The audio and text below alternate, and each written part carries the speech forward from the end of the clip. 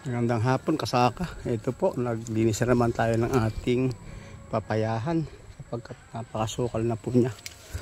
And then after po nating naglinis, siguro bukas po mayayari ito, pipitas po tayo ng talbos ng ating sili.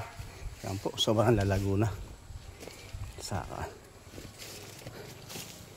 Yan po ang ating papaya. Makita nyo po.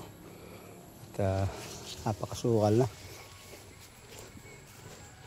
Ito na po ang ating pinarabes na sili. Ito po, saka. Sariwang sariwa po ito. Kung gusto pong umorder, meron po tayong organic na dahon ng siling. Pamaksiw po ito. Pwede po sa tinola. Ayan po mga kasaka. Order lang po. Kung gusto niyo, pwede rin pong pumunta sa farm ko at bibili ng mga talbos po ng mga sili. Oh, marami na. Oh, ito meron na ako. Oh. O video mo para ano. Doon sa unahan ka.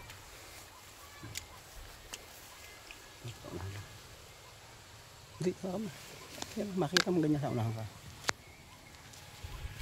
Video mo ako. Tara. Kasaka, ganito lang po ang pagkuha ng talbos ko. Kabilis, kasaka. Sanay po tayo ng manalbos ng ating sili atras.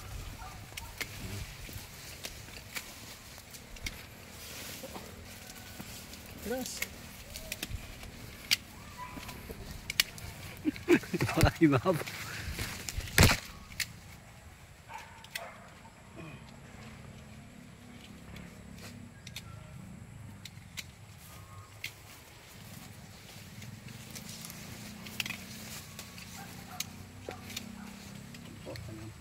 Bilis ang pagka-harvest po. 20 po isang tali ko mga kasaka.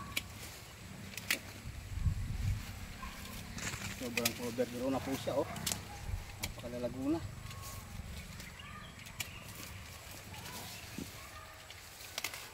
Ito 20 pesos po mga kasaka. Simple lang po ang trabaho sa farm. Alam mo po ang galawan.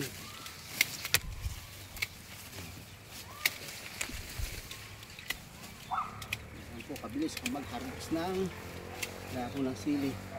Pwede po 4 sabay-sabay. Ayan po.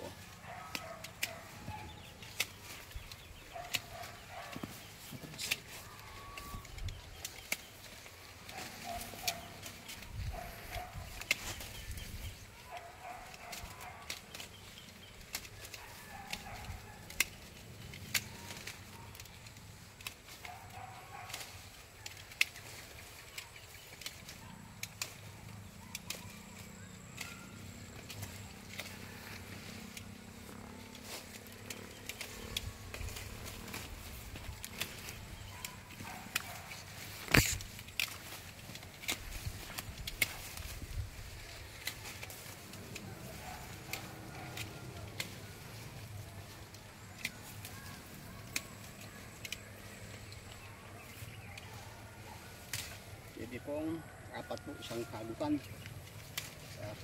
Napakarami natin talbos ng sili.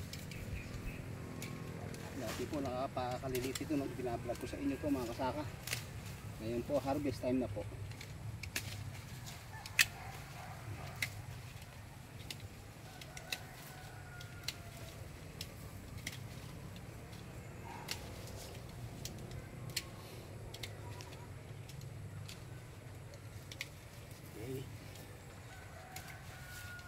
Tapos po ito po ay ating kikiluhin. Okay?